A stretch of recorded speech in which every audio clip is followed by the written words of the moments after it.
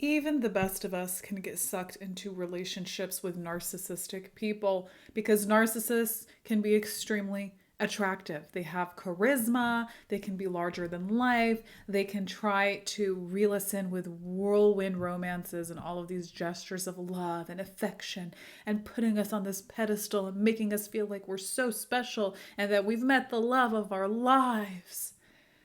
So it's very, very normal for anybody to be attracted to somebody like this. There is no shame in getting into a narcissistic relationship. I find that some people carry that shame, like, how could I not have known? Or how did I not see the signs? I mean, how could you have, right? You met someone that you felt connected to, and there's nothing wrong with you wanting to feel connected to somebody. They gave you that feeling. And so you went with it. And you didn't realize until later along the line, once that mask dropped, once the real version of them showed, that there's something here that, you didn't see before. And it's not uncommon for us to blame ourselves once we've gotten to that point where the narcissist's mask has dropped. It's not uncommon to start thinking, what did I do wrong? Because they were great. What changed, right? And this deepens the trauma bond. This like push, pull, hot, cold. Sometimes they're nice and dandy and wonderful and fun and great and beautiful. And then sometimes they're abusive and they're yelling and they're undermining you and they're chronically dissatisfied. The going between these two sides of them deepens the trauma bond. If you're healing from a relationship like this, I don't want you to be hard on yourself. Give yourself a lot of compassion and grace and understanding and patience. Don't treat yourself like the narcissist treated you and give yourself, they didn't give you any compassion or understanding or grace or any of that stuff, right?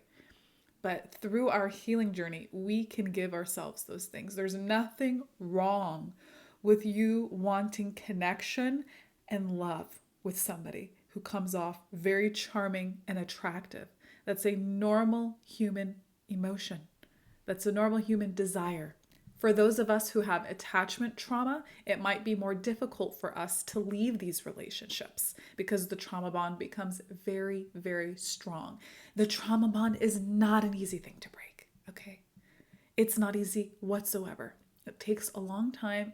It takes a lot of work on ourselves, a lot of patience with ourselves.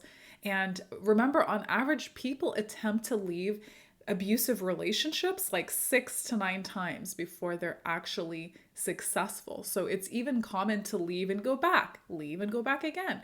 So I don't want you to be hard on yourself because I know that from an outsider's perspective, it's very easy to sit on our throne and judge someone who's in this type of relationship if you're not experiencing it currently. It's very easy to say, oh, well, why don't you just leave? It's toxic, it's abusive. Well, it's not that simple for many, many, many people in these relationships to just get up and leave because the psychological and emotional effects of these relationships, they run deep.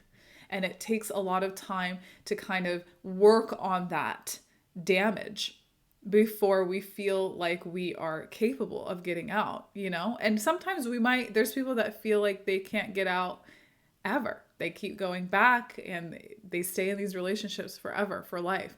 But there is hope of something much, much better out there. And I don't mean like, oh, you're going to find someone better. You'll give yourself the opportunity to find someone better if you leave, but that's not all I'm talking about. I'm talking about the connection and the healing to yourself that you can have outside of this relationship. This person has convinced you that they are the end-all be-all of your existence and that you can't survive without them and that they're the love of your lives. And if you didn't have them, you'd be nothing. And that's just not true.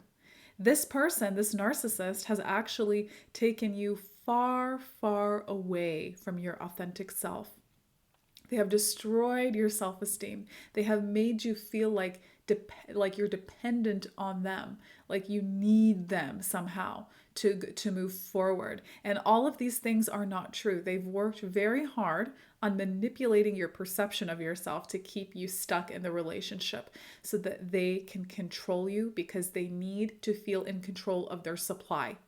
And the way that they do that is by undermining you, by getting you to feel like you need them, that you're unworthy, All of these are ways of them feeling like they have control over you, because if you have low self-esteem and you don't feel good about yourself, the chances of you leaving them are much, much lower than if you feel good about yourself and you're confident. You're not going to want to deal with their crap, right?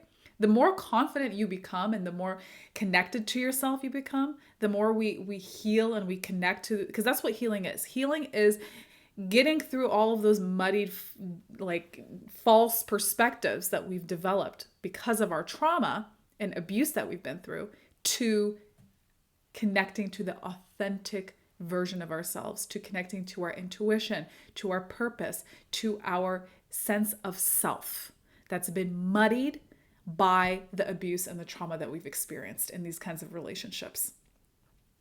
So that's why it's such a threat for them, for you to be confident and feel good. And because, the more you get there, the less likely you are going to want to deal with them.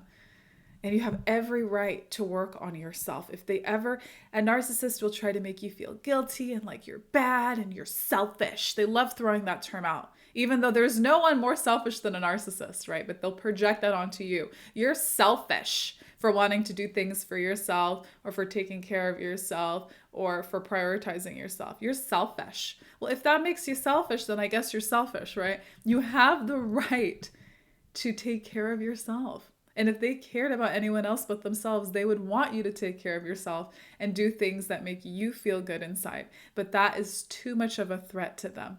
They need that control, they need that power and that dominance, and the only way that they feel they have it is if they undermine you. They need you to feel insignificant in order for them to feel significant. They don't believe that both of you can feel significant at the same time and be happy together. And no, it's a power struggle for a narcissistic person. They view relationships as power struggles that they want to have the upper hand in. If you're healing from a narcissistic relationship, please give yourself patience. Don't be hard on yourself, okay? It is not your fault that you've gotten into this relationship, because again, anyone could find themselves in this kind of situation, right? Trauma bonds, the emotional and the psychological impacts of these relationships are very difficult to break, and you don't have to do it alone. Reach out to a therapist who understands narcissism, or a coach, somebody who can help you work through this stuff, because there's plenty of resources out there. There's no reason for you to have to be struggling alone or feel like you're alone when there's so many people out there that would love to help you through this difficult situation. Thank you so much for watching this video, and thank you for allowing me to be on this healing journey with you. I'll see you in the next one.